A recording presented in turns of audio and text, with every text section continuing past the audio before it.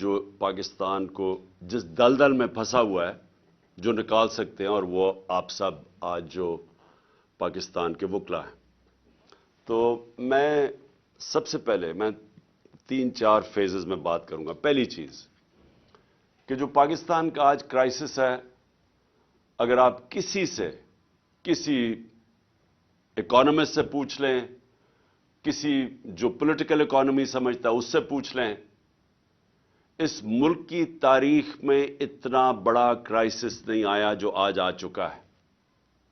اور یہ crisis manufacture کیا گیا ہے، یہ نیچرل کرائسس نہیں ہے. یہ ایک آدمی نے فیصلہ کیا رجیم چینج کرنے کا، سازش کی، اور بھی لوگ ہوں گے اس کے سامنے، لیکن ایک آدمی کے فیصلے کی وجہ سے یہ گورنمنٹ گرائی گئی اور یہ کرائسس شروع کیا گیا اور آج ادھر پہنچ گیا ہے جدھر میں صرف آپ کو بتاتا ہوں کہ ہم آج کدھر پھنسے ہوئے ہیں. آج یہ جو اقتدار میں بیٹھے ہوئے ہیں یہ سب فیل ہو چکے ہیں، کیونکہ اس وقت ان کے پاس کوئی حل نہیں رہ گیا کہ معیشت کو ٹھیک کیسے کرنا ہے. سب نے امید لگائی ہوئی ہے کہ کسی طرح کہیں سعودی عربیہ سے پیسے مل جائیں، یا ہمیں کوئی چائنا پیسے دے دے، یا ہم سیلاب کو بیچیں اور کسی طرح سیلاب سے پیسہ لے لیں. سارے بھاگے گئے کلائمیٹ چینج کی کانفرنس جنیوا میں، اور کوشش سب نے کی کہ کسی طرح وہ ہم کہیں جی ہم کلائمیٹ میں متاثر ہیں، آپ پیسے دے دیں. کوئی پیسے دینے کے لیے تیار نہیں ہے. سعودی عربیہ نے سٹیٹمنٹ دے دی ہے کہ اب ہم وہ ویسے پیسے نہیں دیں گے جو ہم پہلے دیتے تھے، ہم کنڈیشنز کر کے پیسے دیں گے، یعنی اگر آپ اپنے ملک میں یہ کریں گے تو پیسہ آئے گا. تو سارے جتنے 8 مہینے میں دنیا کے چکر لگا لیے ہیں، کبھی اتنے میں نے 3.5 سال میں اتنے دورے نہیں کیے جتنے شہباز شریف نے یہ 8-9 مہینے میں کر لیے ہیں. اور بلاول زرداری تو کبھی پاکستان میں ملتا ہی نہیں ہے، وہ سارا وقت دنیا کے چکر لگا رہا ہے، کوئی پیسے نہیں دے رہا. میں جو آپ سے آج بات کرنا چاہتا ہوں، پاکستان کدھر پھنس گیا. ہم ان لوگوں کے ہاتھ میں پھنس گئے ہیں جو 30 سال سے پاکستان میں اقتدار میں ہیں، اور ان کے 30 سالوں کے اقتدار میں پہلے ہندوستان آگے گیا پاکستان سے، پھر بنگلہ دیش آگے نکل گیا پاکستان سے.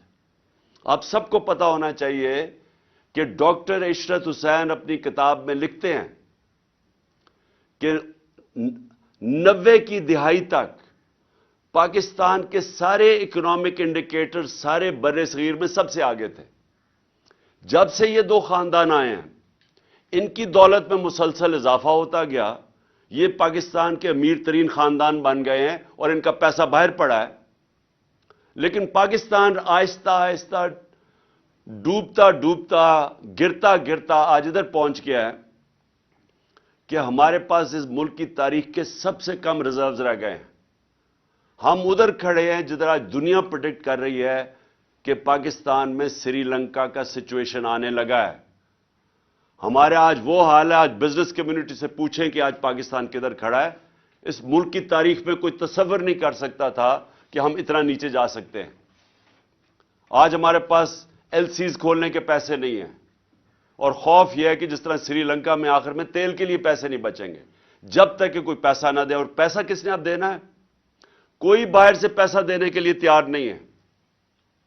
ہمارے پاس کوئی اب کمرشل بینک پاکستان کو لینڈ کرنے کے لیے نہیں تیار، کیونکہ پاکستان کا جو ڈیفالٹ رسک ریشو ہے وہ 5% تھا جب اپریل میں، آج وہ تقریباً 90% پہنچ گیا. یعنی لوگوں کو اب کوئی اعتماد نہیں کہ پاکستان کو اگر پیسے دے وہ واپس کرے گا.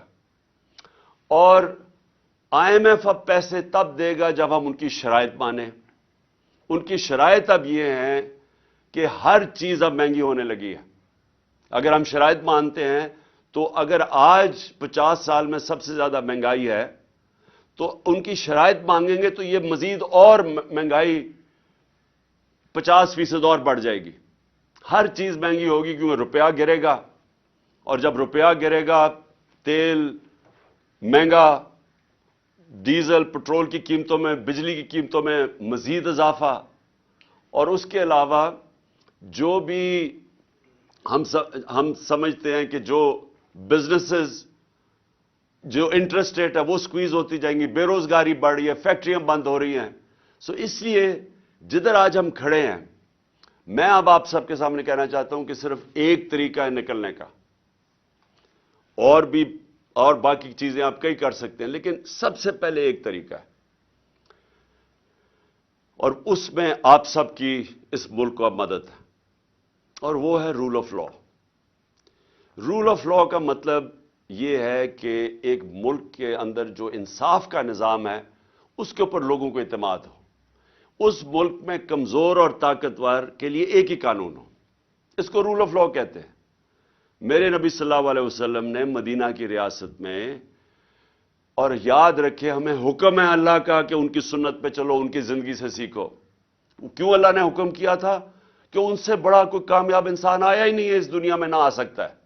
और उन्होंने जो रियासत कायम की थी, ये याद रखें कि वो जो रियासत कायम की थी वो उसमें 627 में जंगे खंदक थी, जिधर मुसलमान बाल बाल उम्मा बची, और उसके 10 साल के बाद 2 सुपर पावर्स, रोमन एम्पायर और पर्शियन एम्पायर, उनके सामने घुटने टेक गया 10 साल के बाद। यह तारीख की फैक्ट बता रहा हूं। तो उन्होंने चेंज किया था, एक उन लोगों की जिनकी हैसियत नहीं थी उनको वर्ल्ड लीडर्स बना दिया था, दुनिया की इमामत की थी, और यह तारीख में है। सबसे अजीम सिविलाइजेशन बना था, हर साइंसेस में उन्होंने लीड किया था। तो उन्होंने जो सबसे पहले मदीना की रियासत में चीज कायम की थी, रूल ऑफ लॉ, इंसाफ कायम किया था, अदल और इंसाफ, कि मेरी बेटी भी अगर चोरी करे तो उसको सजा मिलेगी। तुम्हारे से पहले कौमें तबाह हुई जो तो ताकतवर के लिए एक कानून और कमजोर के लिए दूसरा। यह है मेरे पाकिस्तान के वकीलों, यह है पाकिस्तान का सबसे बड़ा मसला। इसके साथ जुड़ी हुई है मायशत। पहले इंसाफ आता है, फिर खुशहाली आती है। पाकिस्तान यहां इसलिए नहीं गिरा कि हमारे पास वसाइल की कमी है या इंसाफ की कमी है। आपके सामने है जो हो रहा है पाकिस्तान में, कि नामवर डाकुओं को, जिनके ऊपर हमारे दौर में नहीं, पुराने केसेस थे, अरबों अरबों रुपए के केसेस थे, उनको पहले ऊपर साजिश के तहत बिठाया गया और उन्होंने अपनी सारी चोरियां माफ कर ली। मुझे बताएं, दुनिया में मुझे कोई एक, और मुझे अल्लाह ने मौका दिया क्रिकेट के जरिए 20-25 साल सारी दुनिया मैंने देखी है, बरतानिया में क्रिकेट खेला, उनका सिस्टम देखा। एक मुझे खुशहाल माशरा बता दें जिसको हम डेवलप्ड वर्ल्ड कहते हैं, मुझे एक बता दें जिधर ताकतवर ने, किसी एमएनए ने, मिनिस्टर ने, बड़े लोगों ने चोरी की हो पब्लिक के पैसे की और उसको माफी मिली हो। एक मुझे मुल्क बता दें जिसको एनआरओ दिया हो उन्होंने। तो हम तो वो कर रहे हैं कि हमारे 1500 साल पहले नबी सल्लल्लाहु अलैहि वसल्लम ने कह दिया था कि अगर ताकतवर चोरी करेगा और उसे नहीं पकड़ोगे और सिर्फ कमजोर को जुर्म में पकड़ोगे तो मुल्क तबाह हो जाएगा। आपके सामने अब हालात है। इन्होंने जो मुल्क, और आप इकोनॉमिक सर्वे ऑफ पाकिस्तान देख लें, जो सबसे तेजी से तरक्की कर रहा था अपनी 17 साल के बाद, तीसरे साल 5.7% ग्रोथ रेट और चौथे साल 6% ग्रोथ रेट, इंडस्ट्री ग्रो कर रही थी, एक्सपोर्ट्स ग्रो कर रही थी, हमारी ज़राअत ग्रो कर रही थी 4.5%। 17 साल के बाद टैक्स कलेक्शन मैक्सिमम थी, सर्विसेज इंडस्ट्रीज ग्रो कर रही थी। उसको कैसे हुआ कि उसको आज आके यहां पाकिस्तान खड़ा हो गया? और ये इसकी वजह यह है कि कभी भी मुल्क में वो लोग जो एक मुल्क के इदारे तबाह करते हैं, वो आज तक कभी इदारे ठीक नहीं कर सके। जो लोगों ने मायशत 30 साल से तबाह कर रहे हैं, वो आज कैसे ठीक करना था उन्होंने? ये कौन सा ज़हन था जिसने पकड़ के इनको ऊपर बैठा दिया?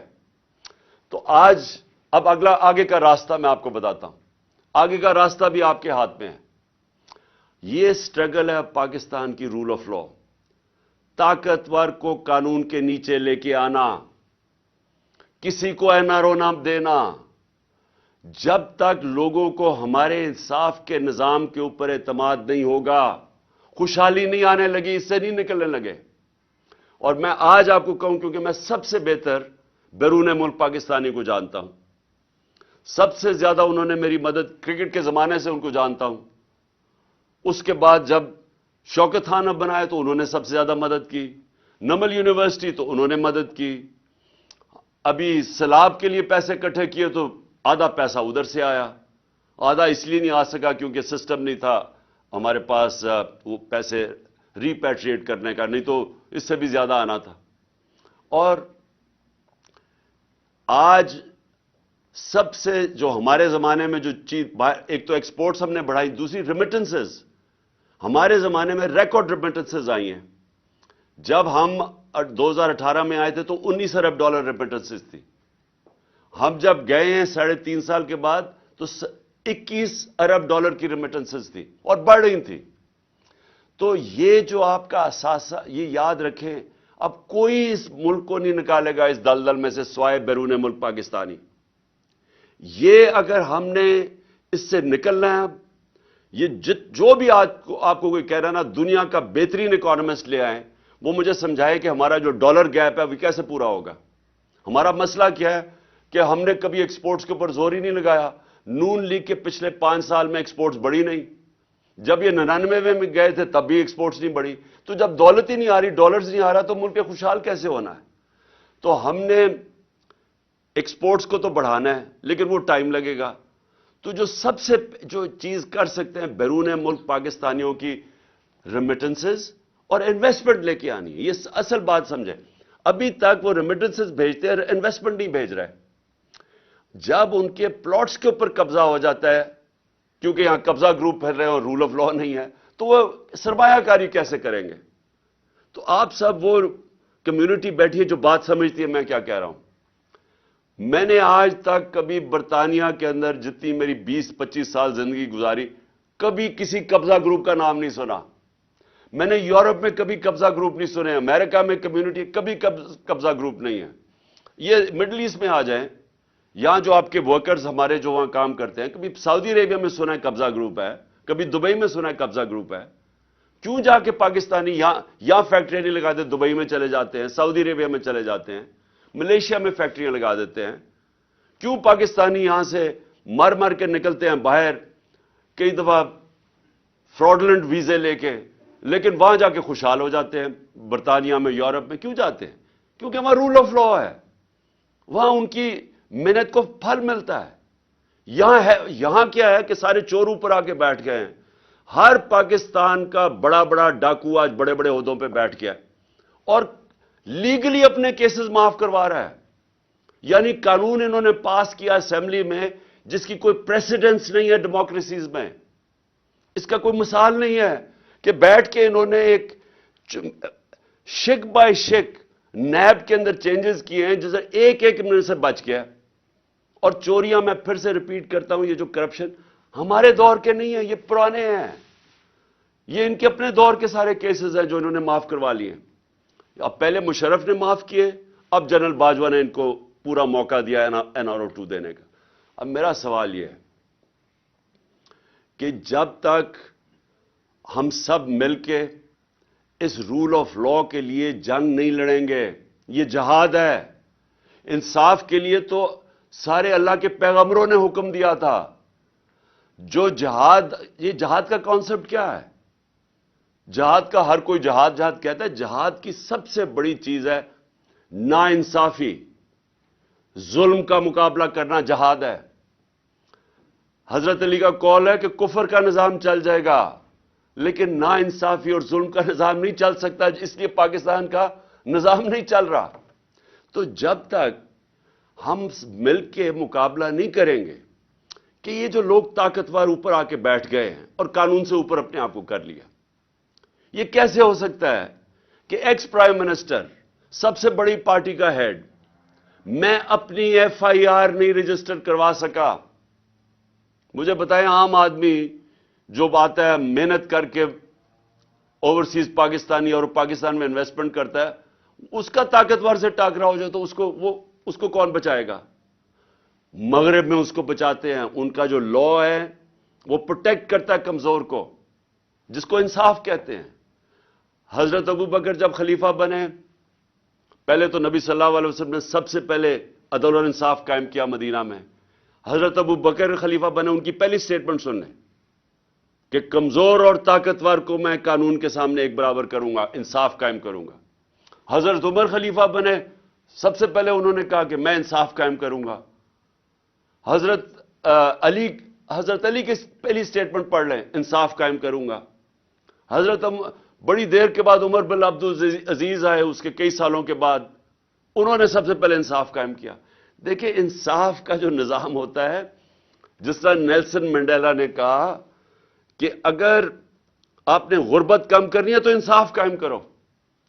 नेल्सन मंडेला कह रहा है, ये तो मेरा सबके लिए कि हमारे मुल्क में वो निजाम जिधर आजम स्वाति को, यानी एक सेनेटर को एक ट्वीट करने पे, और सच्ची ट्वीट, जो एक पॉलिटिशियन का काम है करना, मेरा काम है कि अगर पब्लिक का पैसा चोरी हो रहा हो तो मेरा काम है इसके ऊपर आवाज बुलंद करना, तो वह NRO 2 कहता है कि जनरल बाजवा ने दिया है, उसके ऊपर उसके पोते पोतियों के सामने तशद्दुद किया गया। सुबह के 3 बजे उनके सामने नंगा करके बाहर में ले जाके उसको मारा गया, जुल्म किया गया उसके ऊपर।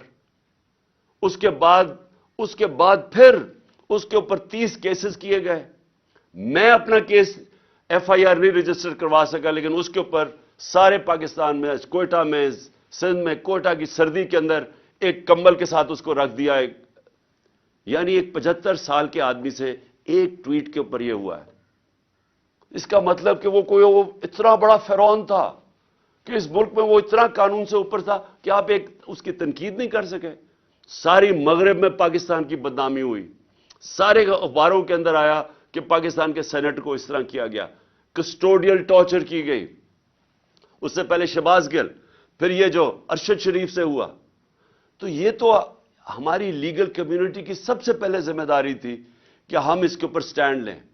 और मैं आज आपको कह रहा हूं कि ये अब पाकिस्तान जिधर आके खड़ा हो गया, अल्लाह ने हमें चैलेंज कर दिया, या तबाह हो या अपने आप अपनी इस्लाहत करो, या इस मुल्क में इंसाफ का निजाम लेके आओ, रूल ऑफ लॉ, नहीं तो बर्बादी है तुम्हारी।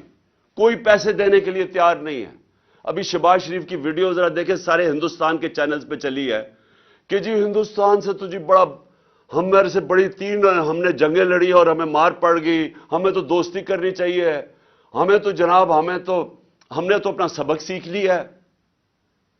यानी ये इस मुल्क हम गिर गए हैं कि मुल्क का वजीर आजम हिंदुस्तान, जिसने कश्मीर के ऊपर जुल्म किया है, जिसने कश्मीरियों का जो इंटरनेशनल कम्युनिटी ने राइट दिया था, राइट ऑफ सेल्फ डिटर्मिनेशन, वो नहीं दिया, और फिर स्टेटहुड उनकी ले ली है, और हमें ही वो जाके कह रहा है कि जी हिंदुस्तान से हमें तो बड़ी दोस्ती करनी चाहिए। कोई फिक्र नहीं कि कश्मीरियों की कुर्बानियां, कोई फिक्र नहीं नजरिया पाकिस्तान के किसी मकसद के लिए मुल्क बना था। ये आज हालत आ गई है क्योंकि हर जगह पैसे मांगते फिर रहे हैं। अपना पैसा इन सारों ने बाहर रखा हुआ है और दूसरों को कह रहे हैं जी पाकिस्तान में पैसा भेजो। मैं आज आखिर में अपनी लीगल कम्युनिटी को यह कहना चाहता हूं, देखें यह है जिहाद। मैं इसको पॉलिटिक्स नहीं समझता, यह इंसाफ की जिहाद है जो मैं 26 साल पहले लेके निकला था, इंसाफ की तहरीक। मैं तब भी, क्योंकि मैं मगरिब देख चुका था, मुझे तो पता चल गया था कि अमीर और गरीब मुल्कों में फर्क ही एक है कि अमीर मुल्कों में इंसाफ है, गरीब मुल्कों के अंदर इंसाफ नहीं है। फर्क ही एक है, वसाइल की वजह से नहीं होते। तो मैं तब से ये पूरी कैंपेन कर रहा हूं, आजाद अदलिया की मैंने पूरी शिरकत की, जेल में मुझे डाला उस पर, अब फिर निकला हुआ हूं कि ये कैसे हो सकता है कि जनाब एक एजेंसीज के आदमी का नाम आ गया तो मैं FIR ही नहीं काट सकता। मुझे पता है उन्होंने किया है, मैं पहले से बता रहा था कि प्लान बना हुआ है। मैंने इसके ऊपर पूरा, मुझे ये सारा जब प्लान इन्होंने वीडियो बनाई और ये जो कैंपेन की, स्टेट टीवी के ऊपर इश्तिहार चलाए कि इमरान खान ने तौहीन रिसालत की है और तौहीन मजहब की है, और पूरा प्रोपेगेंडा करके मैंने तब कहा कि ये दीनी इंतहा पसंद के जरिए मेरे ऊपर वारदात करेंगे। मैंने 2 महीने 1.5 महीने पहले जलसे में कह दिया था ये प्लान इनका ये है। मुझे पता था इसके पीछे कौन है, 3 नाम मैंने लिए, मैं अभी भी मुझे पता है कि उन्होंने किया है, हर चीज उन्होंने किया। उसके बाद पहले जो उन्होंने पुलिस वालों को कंट्रोल किया, जिस तरह पुलिस वाले जिसने वीडियो बनाई वो जेआईटी के सामने उसे इनकार कर दिया आने से। सीटीडी वालों ने जिन्होंने दूसरी वीडियो बनाई उनसे पूछा, उन्होंने इनकार कर दिया आने को। कौन उनको हुक्म कर रहा था? हमारी गवर्नमेंट है पंजाब में, लेकिन अपनी पुलिस हमारी बात नहीं सुन रही, क्योंकि हमारे से भी ताकतवर लोग बैठे हुए हैं यहां जो फैसले करते हैं मुल्क के बंद कमरों में, जो इतने ताकतवर हैं कि पुलिस गवर्नमेंट की नहीं सुन रही है, इलेक्टेड गवर्नमेंट की, वो सुन रही है ऊपर से ताकतवर जो चाहते नहीं है इंसाफ हो, जो रोक रहे हैं इंसाफ को। पुलिस भी नहीं आ रही। और फिर जो 4 सीटीडी के जो हमारी जेआईटी के मेंबर्स थे, चारों ने जाके कोई और बयान दे दिया जाके अदालत में, जब उनकी स्टेटमेंट्स हैं और अदालत कह देती है कि एक ही शूटर था। उनमें से जो एक जाके बयान देता है कि एक ही शूटर है, उसकी अपनी एविडेंस है कि उसने छत पे जाके दूसरे शूटर की गोलियां रिकवर की हैं। तो ये कौन है जो रोक रहा है इंसाफ को? और मैं फिर से कहता हूं कि छोड़े, इमरान खान है पाकिस्तान का एक्स प्राइम मिनिस्टर और सबसे बड़ी पार्टी के जिसके ऊपर कातलाना हमला होता है। मैं नहीं, इंसाफ मुझे, मेरे और जो जेआईटी बन रही है उसको सैबोटाज किया जा रहा है। और अगर मुझे किसी थोड़ा सा भी शक था ना कि ये 3 बड़ी बड़ी ताकतवर शख्सियत जिन्होंने किया है, ये सारा शक मेरा दूर हो गया है। जिस तरह ये पूरी कोशिश कर रहे हैं कि किसी तरह इंसाफ ना मिले, तो अगर मुझे इंसाफ नहीं मिल सकता तो सोचे कि आम आदमी का क्या हाल होगा। और ओवरसीज पाकिस्तानी वो क्यों पाकिस्तान में आके पैसा लगाएगा जब उसको एतमाद ही नहीं है पाकिस्तान के जस्टिस सिस्टम में। तो इसलिए मेरा फिर से मैं कहता हूं कि अल्लाह ने हमें चैलेंज कर दिया है पाकिस्तानी कौम को, अगर आपने बचना है तो इस मुल्क में इंसाफ का निज़ाम लेके आओ, नहीं तो हजरत अली का कौल कि कुफर का निज़ाम चल जाएगा, जुल्म का निज़ाम नहीं चल सकता।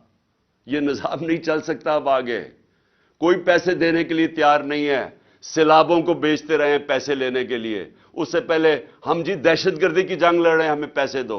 हम जी बुनियाद परस्ती के साथ खड़े हैं, हमें पैसे दो। बेकारियों की तरह हम पैसे मांगते रहे हैं, अपनी इज्जत खो बैठे हैं। और आज ये टाइम आया है, जो हिंदुस्तान के टीवी पे देखें, जो शहबाज शरीफ का मजाक उड़ रहा है कि शहबाज शरीफ उन्हें कह रहे हैं हम तो दोस्ती करना चाहते हैं, जिससे सारी हमारी गलतियां हैं कि दहशतगर्दी हमारी वजह से, जो हिंदुस्तान का मौकफ है। और हिंदुस्तान आगे से क्या कह रहा है, पहले आप दहशतगर्दी खत्म करो फिर बात करेंगे। इससे ज्यादा जिल्लत मैंने नहीं अपनी तारीख में देखी कि हमारे मुल्क की हो।